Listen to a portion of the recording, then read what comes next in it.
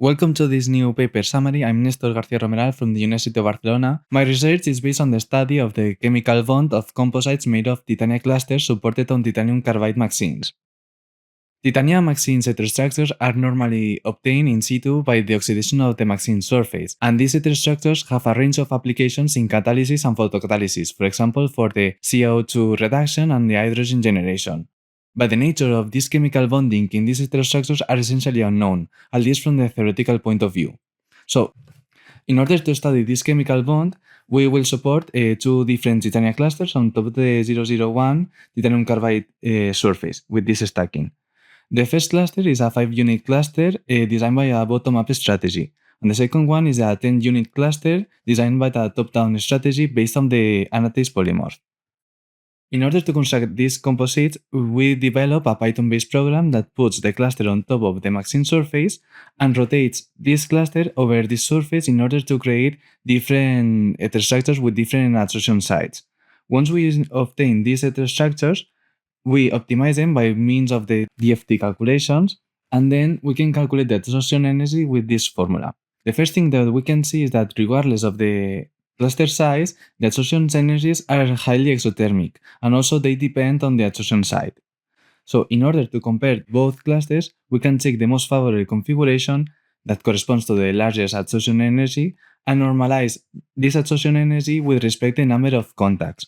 And we can see that for the 5-unit cluster, the 5-unit cluster presents a slightly higher adsorption energy with respect to the 10-unit cluster. And this is because the 5-unit cluster have a larger number of undercoordinated atoms. Here you can see the most favorable configuration for the 5-unit cluster on top of the MXene surface, and we can notice that there's a large cluster reconstruction upon absorption. For the 10-unit cluster, we can see the same thing. There's a large cluster reconstruction in order to maximize the number of contacts. So once we obtain these structures, we can focus on the study of the chemical bonding by means of the analysis of the change of charges in the titania clusters. We can see that regardless of the titania clusters, there's a charge transfer from the MXene surface towards the titania clusters. For the 5-unit cluster, the charge transfer is around 6 and 4.5 electrons.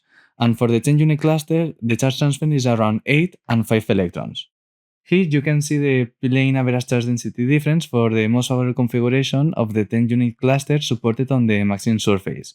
And we can see that this charge rearrangement is mainly localized at the interface.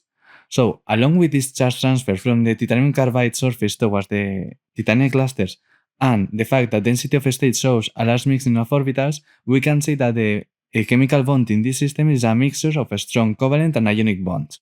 Finally, we have seen that the adsorption energies for these systems are highly exothermic. We develop a protocol in order to find the most stable configuration. We have also seen that there's a large charge transfer from the titanium carbide towards the titania clusters and is localized at the interface. And the chemical bond in these systems is a mixture of a strong covalent and ionic bond. Finally, I would like to thank these institutions for their financial and computational resources and you for listening.